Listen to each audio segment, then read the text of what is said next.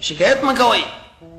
اوف اوف اوف اوف سخته ګرمي ده. اوف اوف اوف قرني صاحب لیکلي ته اوس هغه څوک به طور مثال راغلی چې سرخود په هغه ګرمه بټۍ کې کوله اچوي په هغه اور چې څپلۍ نه استعمالوي. مولانا صاحب لاندې لرګی ورکړی دی هغه چپړې له.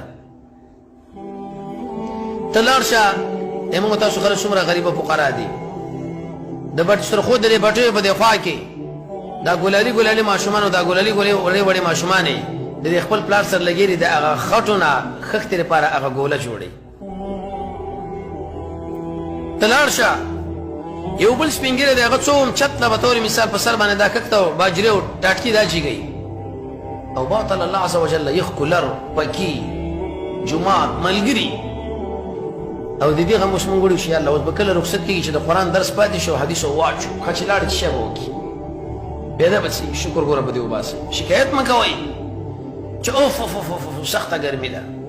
الله رب العزت فرمایي د جهنم اور ډېر خطرناک دی چې د دنیا دا ټول اور راجمع کړي او 9 شپېته کره ډبل کړی شي لا بیا جهنم اور ته جوړېږي. دا ګرمي باندې شکر وباسئ. ډوډۍ پخه راځي کټیر حلاله یخې اوبه یاره سخته ګرمي ده او سخته ګرمي